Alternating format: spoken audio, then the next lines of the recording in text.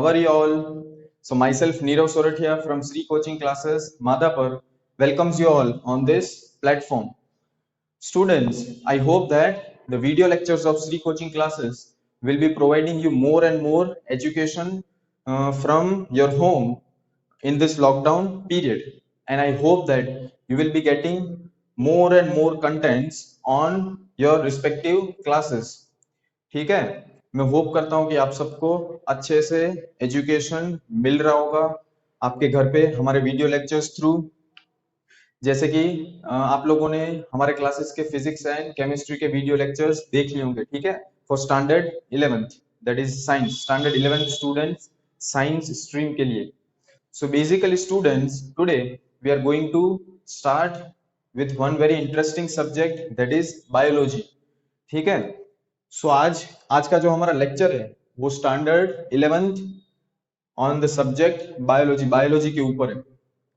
So basically तो कुछ chapter मैं स्टार्ट करूं, कोई भी चैप्टर स्टार्ट करूं उससे पहले थोड़ी आउटलाइन आपको बता दूं बायोलॉजी की, that what is the biology. Standard 11 में बायोलॉजी क्या है वो तो पता ही है, बट मेन थिंग उसकी आउटलाइन, कितने चैप्टर्स है और हर एक चैप्टर में हमें क्या क्या पढ़ना है, that is the most important thing. So here it is the whole biodata, और you can say the outline of 11th biology. So basically in 11th biology, clear, we are going to have 5 units, as you can see, unit 1, unit 2, unit 3, unit 4 and unit 5, clear। और वो unit में फिर सब sections में chapters होंगे। So basically पूरा जो biology है वो यूनिट में डिवाइड किया है और फिर यूनिट में से सेक्शंस में, सब सेक्शंस में chapters. So as you can see unit number 1 in your text book NCERT, unit 1 is diversity in living world. Clear, पूरा लिविंग वर्ल्ड के बारे में पढ़ना है और उसके ऊपर डाइवर्सिटी के बारे में हमें डिटेल में स्टडी करनी है। Diversity you know, clear, variations, कितने कितने टाइप्स के ऑर्गेनिजम्स आते हैं, तो उसमें चैप्टर्स देख लो। फर्स्ट यूनिट में कितने चैप्टर्स है? 4 chapters. So as you can see, first the living world, एकदम सिंपल सा चैप्टर, 9th 10th में पढ़ गए हो। Second chapter is biological classification, वो जो सारे ऑर्गेनिजम्स है उसको क्लासिफाई करना है, तो उसकी मेथड हम पूरी पढ़ेंगे, ठीक है। Third chapter plant kingdom, 9th standard में पढ़ा होगा, and fourth animal kingdom, that you have also learned in 9th standard.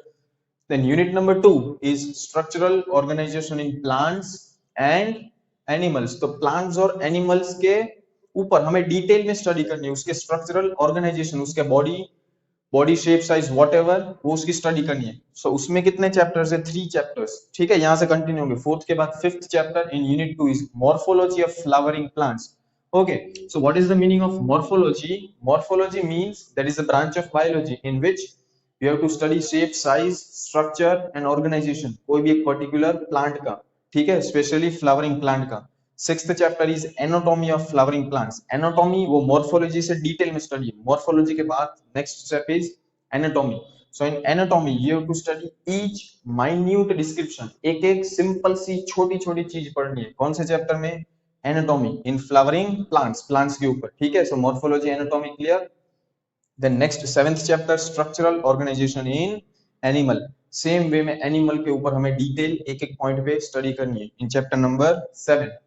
So unit 2 completed. Then unit 3 structures and functions of cell, बहुत बार पढ़ लिया है 8th में, 9th में, 10th में, ठीक है। तो उसमें chapter 8 very simple, cell the unit of life, cell के बारे में सबको पता ही होगा, ठीक है, सिंपल सा chapter. Then chapter number 9 is biomolecules, तो सेल्स के अंदर ऐसे कितने टाइप्स के मॉलिक्यूल्स आते हैं वो हमें थोड़ा डिटेल में स्टडी करना है, that is biomolecules. Then chapter number 10 very important, cell cycle and cell division, जो सेल की पूरी साइकिल होती है, उसकी लाइफ होती है, पूरी process, life process, and cell division, कैसे एक सेल होता है वो डिवाइड होता है, ठीक है, एक में से कैसे 2 बनते हैं, एक में से कैसे मल्टीपल सेल्स बनते हैं, दैट इज सेल डिवीजन। वो भी थोड़ा कुछ पढ़ा होगा बट डिटेल में होगा।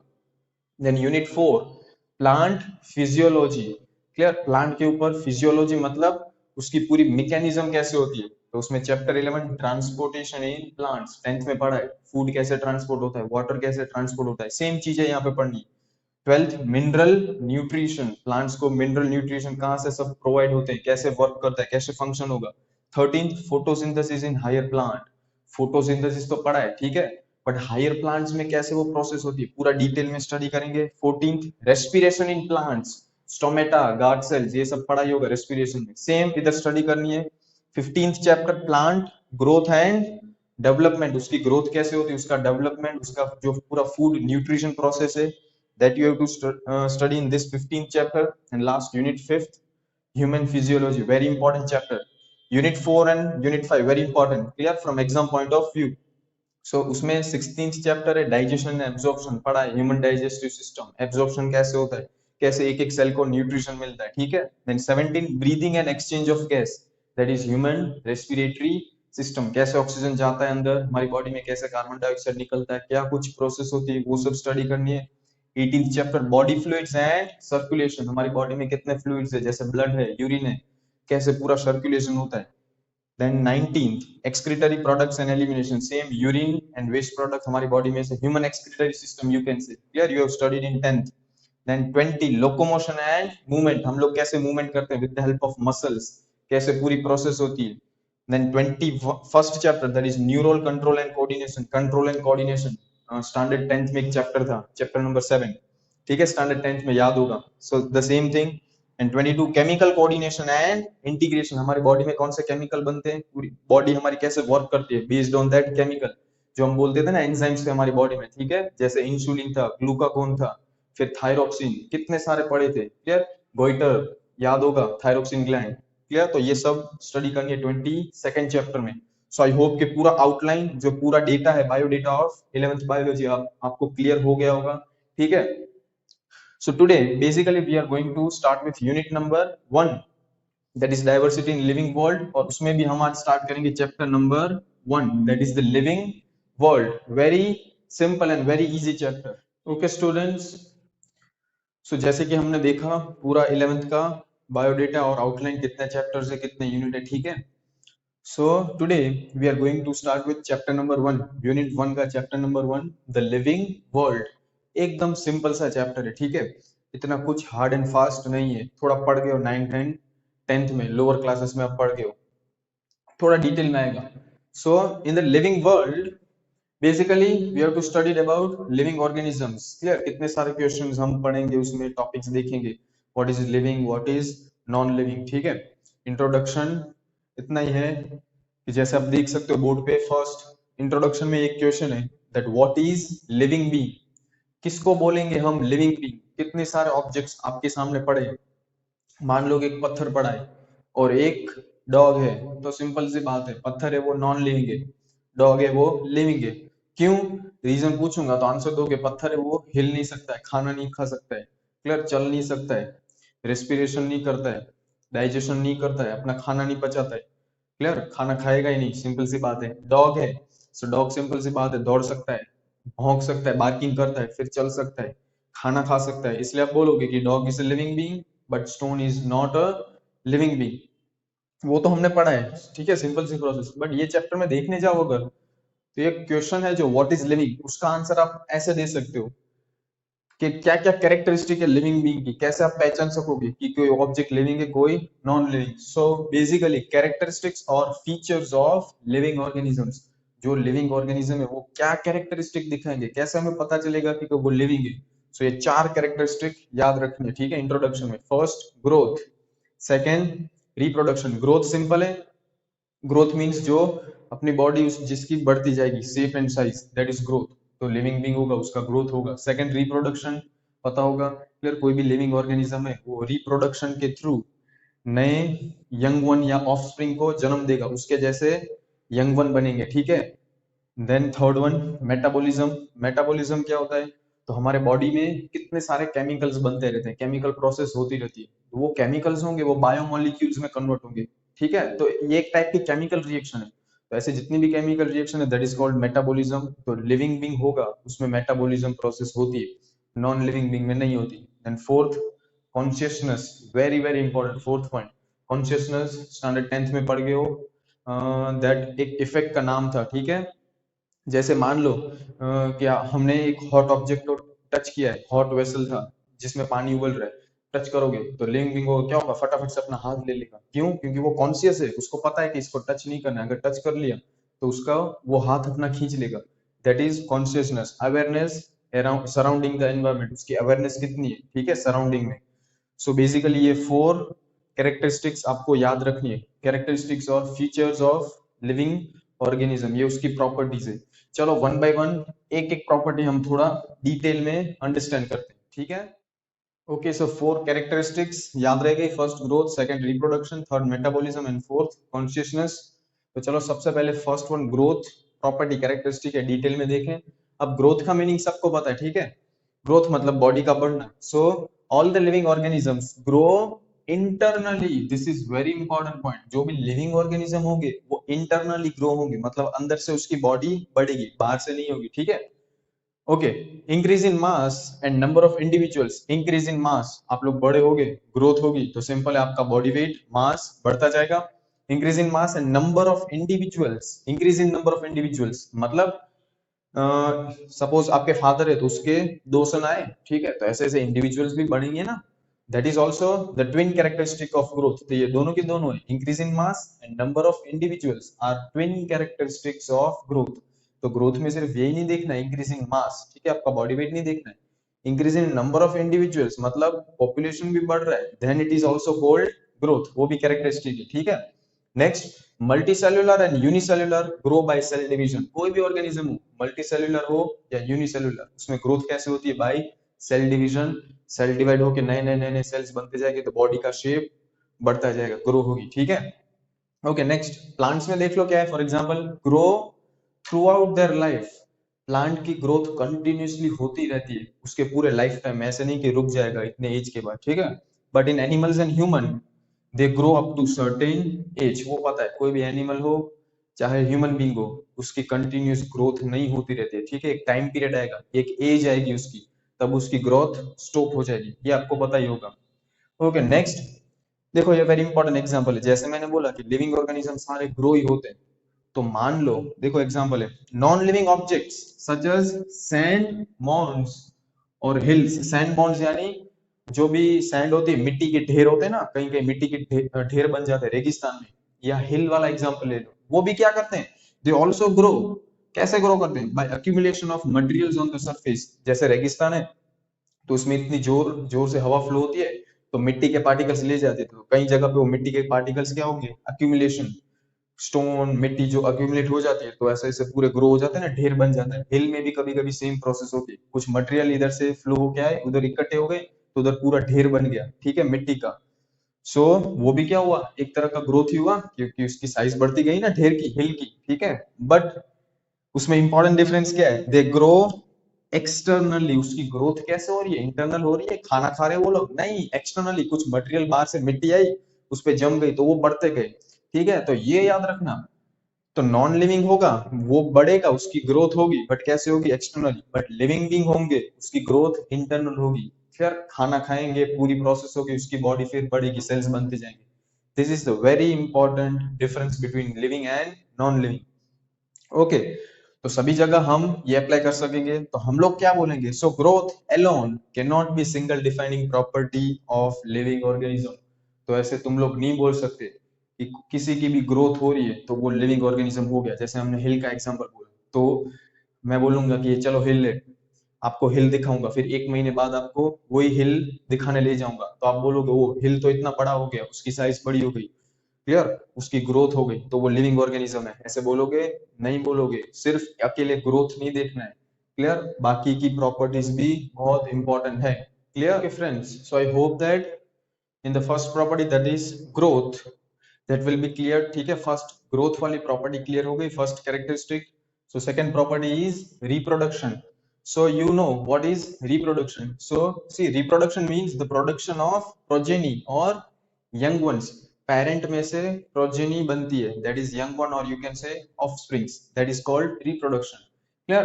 So basically reproduction takes place in two type of organism. First one is reproduction in multicellular organism and second reproduction in unicellular. Clear? Okay, then in multicellular organism it is again divided into two parts. First one is sexual reproduction and second asexual. You know what is the difference in sexual reproduction that you have learned in standard 10th. So basically sexual reproduction takes place in humans and animals. Those organisms which have sexual parts perform sexual reproduction, ठीक है।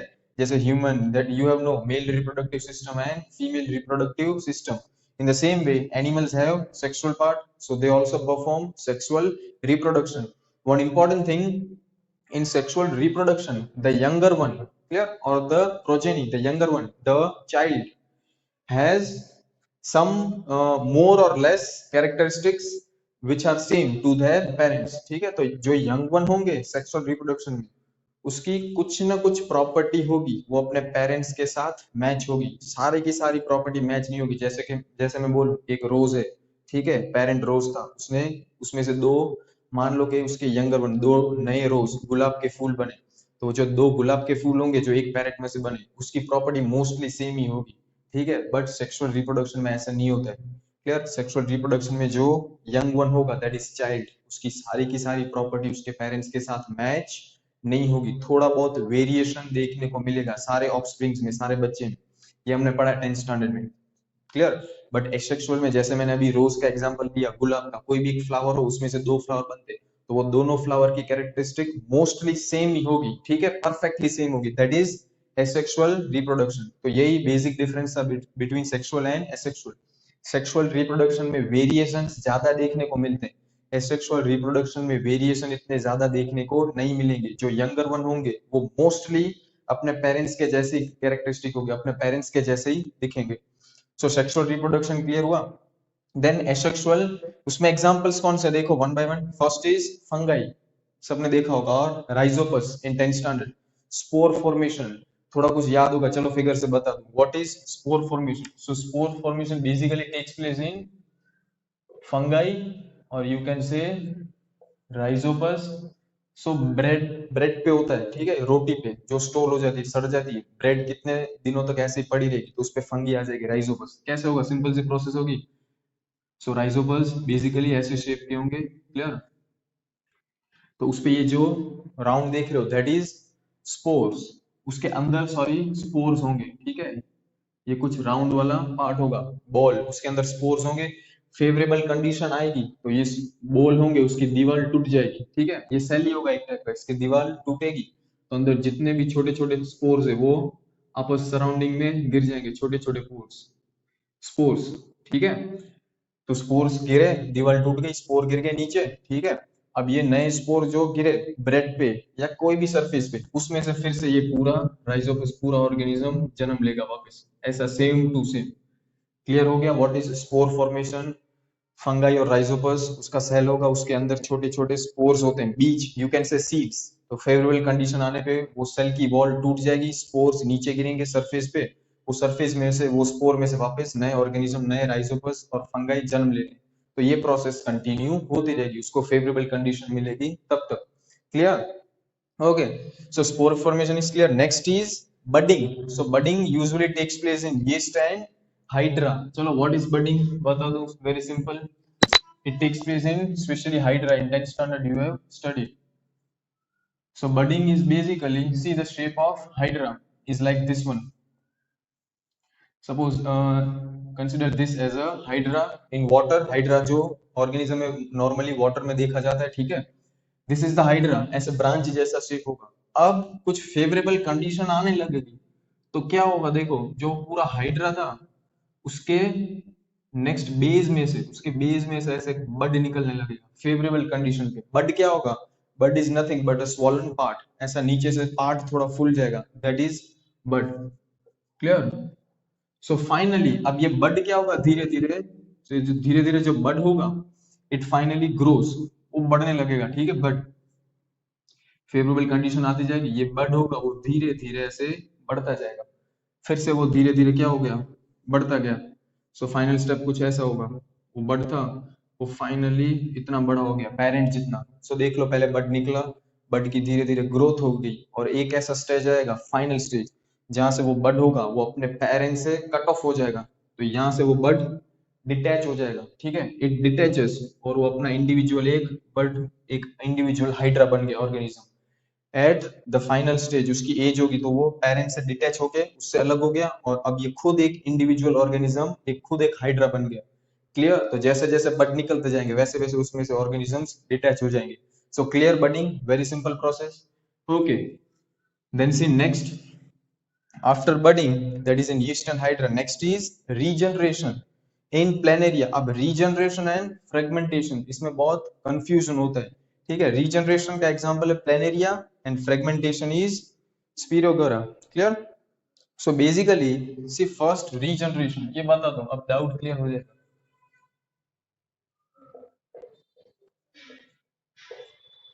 So see first one, regeneration. So it takes place in planaria, clear, and fragmentation it takes place in Spirogara. Okay, so we are discussing regeneration. So regeneration takes place in complex organisms. Complex means ऐसे organism जिसका body shape थोड़ा difficult होता है, एकदम simple straight नहीं होता है.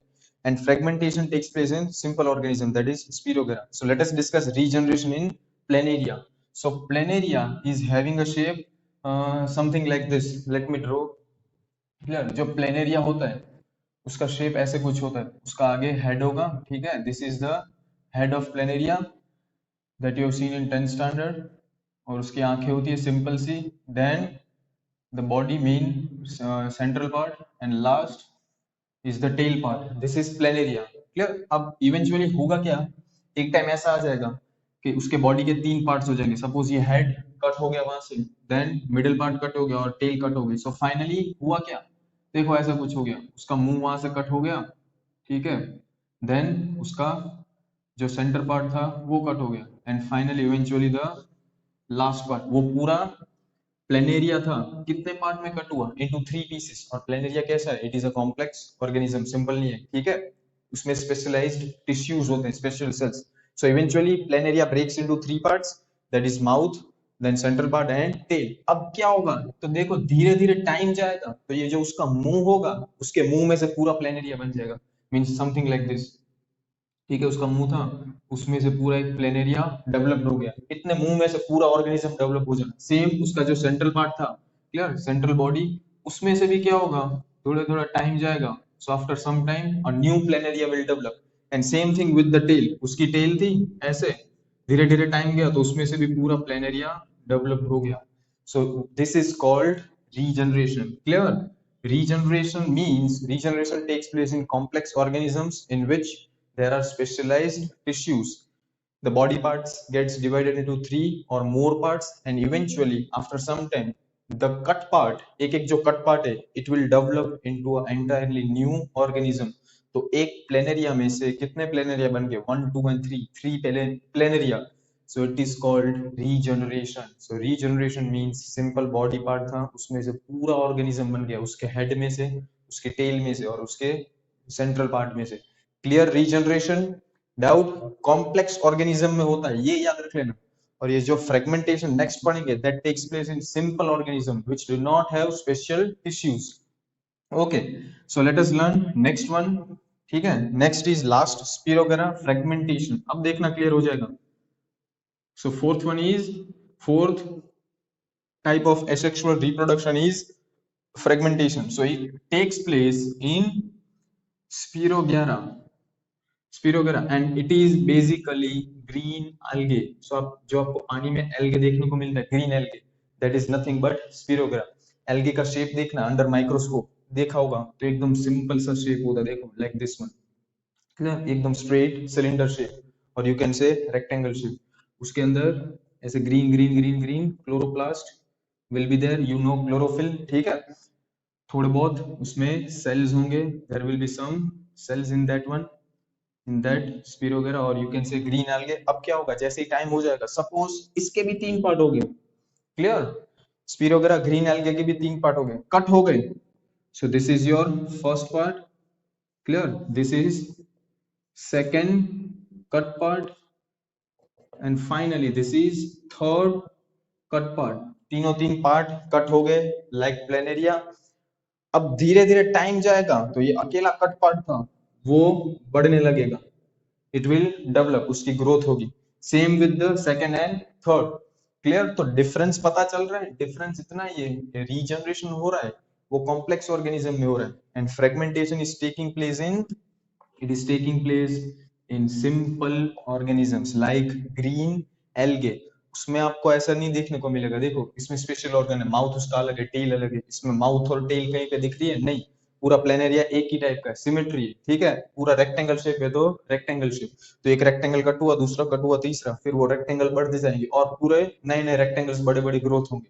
सो this is simple fragmentation. Regeneration process थोड़ी कॉम्प्लेक्स है, इट टेक्स टाइम। डाउट दोनों क्लियर हो गया, रीजनरेशन एंड फ्रेगमेंटेशन, एग्जांपल्स याद रख लेना। Okay, so finally, multicellular organism in that sexual and asexual is clear. So let's move on to next one. And if you want to make notes, तो मेरे साथ साथ आप लोग notes बना सकते हो, ठीक है? एक note बना के ये सारे point आप लोग उसमें लिखते जाओ, examples and definitions, तो easy रहेगा आप लोगों के लिए last में. Okay, next one is reproduction in unicellular. Multicellular we have completed. So in basically unicellular means organisms having only one cell. Best example is amoeba. And in amoeba, reproduction is taking place through binary fission. पढ़ा होगा. Very simple process. See, suppose this is one amoeba having single cell and this is the nucleus. क्या? Nucleus होगा. अब धीरे धीरे time जाएगा तो क्या प्रोसेस होगी देखना अच्छे से. So first process is जो उसका न्यूक्लियस होगा, क्लियर, न्यूक्लियस वो धीरे धीरे डिटैच होने लगेगा, मतलब उसमें से दो पार्ट्स अलग से आपको फॉर्म होते दिख जाएंगे।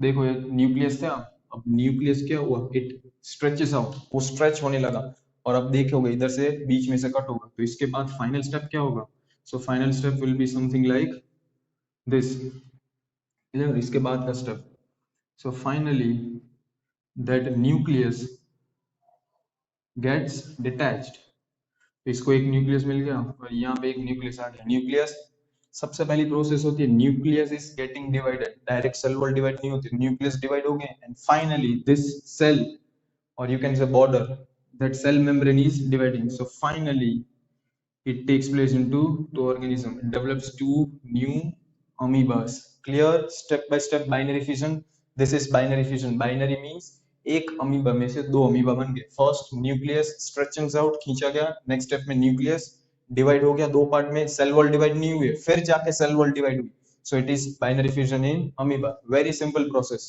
एंड उसके जैसे एक ऑर्गेनिज्म है प्लाज्मोडियम, उसमें कौन सा होता है, in that multiple fission occurs, so what is multiple fission, let us see, binary fission means एक में से दो बनेंगे, मल्टीपल मींस एक प्लाज्मोडियम में से कितने सारे, ठीक है, कितने सारे बनेंगे, so let us see, so very simple, suppose this is plasmodium, clear, having a nucleus, अब धीरे धीरे टाइम जाएगा, then with time that nucleus will be divided into more than two or more than three nucleus, that is several nucleus develop हो जाएंगे, धीरे धीरे daughter cells इसमें से बनते गए, ठीक है, और फिर एक टाइम आएगा, देन ये जो सेल वॉल है बीच की न्यूक्लियस की बाउंड्री है, नॉट सेल वॉल, न्यूक्लियस की बाउंड्री वो टूट जाएगी, ठीक है, that is cyst, it is called cyst, ये टूट जाएगी और अंदर जितने भी डॉटर सेल्स है नए नए, that will come out, so finally ये डॉटर सेल्स बाहर निकल जाएंगे and finally cell wall will break और ये एक एक नए नए Plasmodium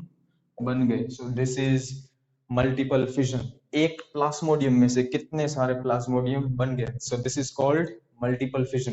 Plasmodium best example is mosquito, जो मच्छर होता है, ठीक है, पानी में यही प्रोसेस करता है, एक मच्छर में से कितने सारे मच्छर निकलेंगे, कितने सारे एग्स बने, देखो डॉटर सेल्स एक मच्छर में से, सो this is the best example of multiple fission. Doubt? Okay, okay students, so today we have studied two important characteristics of living organism, first one is growth and second is reproduction.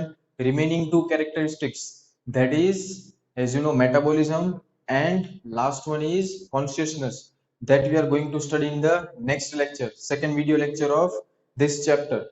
सो आज हमने जितने भी concepts पढ़े उस पे से आपको थोड़े क्वेश्चंस होमवर्क में दे दूं, so see today's homework, question 1, what are the four characteristics of living organism, very easy. Second, explain first characteristic, that is growth, in detail with example, growth पूरी एक्टिविटी जो सॉरी कैरेक्टरिस्टिक थी वो आपको detail में explain करनी है। Second, explain the second characteristics, that is reproduction, in detail with example, पूरा reproduction हमने अभी देखा ना कितने क्लासिफिकेशंस थे, और एग्जांपल के साथ पूरा एक्सप्लेन करना है, ठीक है। ओके, सो आई होप इसमें कुछ भी डाउट नहीं होगा, और अगर कुछ भी डाउट हो आज के लेक्चर में तो आप मुझे पर्सनली कांटेक्ट कर सकते हो, मुझे कॉल करके डाउट पूछ सकते हो। उसके लिए मैंने अपने cell number, mobile number video के डिस्क्रिप्शन में दे रखे, ठीक है। So keeping this lecture over here. So चलो फिर से मिलते हैं नेक्स्ट वीडियो लेक्चर में कुछ नए इंटरेस्टिंग टॉपिक्स के साथ। Till then stay home and stay safe. Thank you.